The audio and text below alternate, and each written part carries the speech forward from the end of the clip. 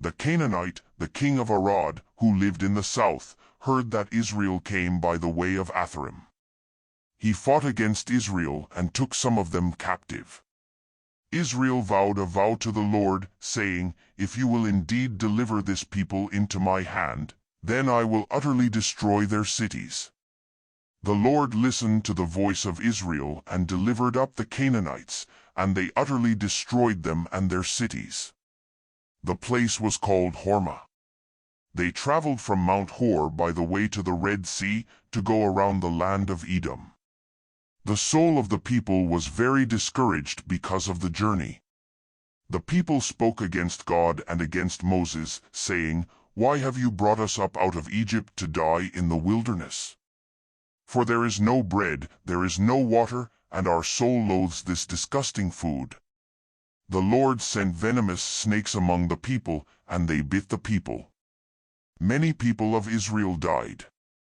The people came to Moses and said, "We have sinned because we have spoken against the Lord and against you. Pray to the Lord that he takes away the serpents from us." Moses prayed for the people. The Lord said to Moses, "Make a venomous snake and set it on a pole. It shall happen that everyone who is bitten, when he sees it, shall live." Moses made a serpent of bronze and set it on the pole. If a serpent had bitten any man, when he looked at the serpent of bronze, he lived.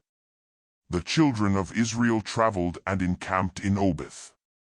They traveled from Oboth and encamped at Iye-abarim, in the wilderness before Moab, toward the sunrise.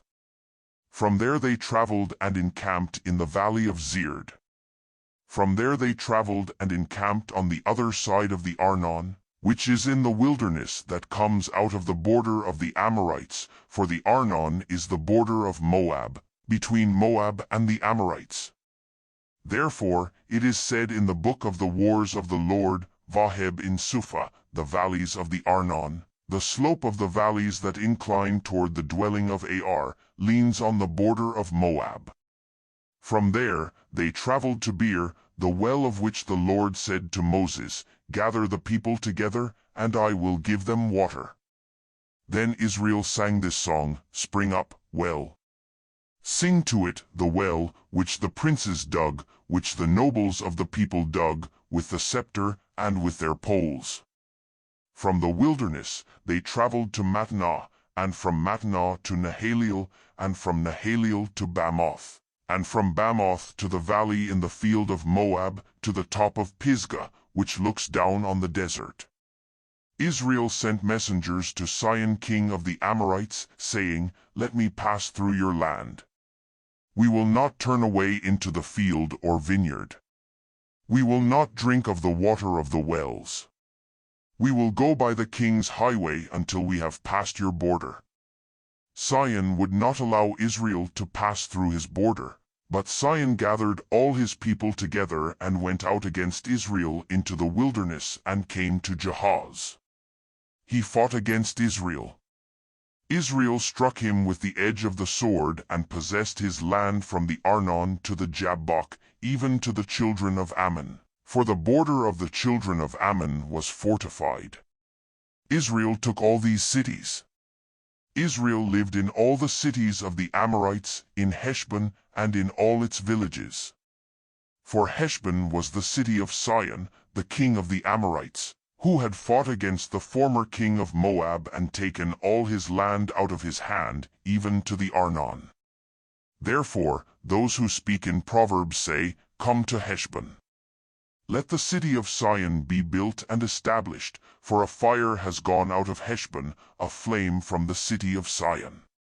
It has devoured Ar of Moab, the lords of the high places of the Arnon.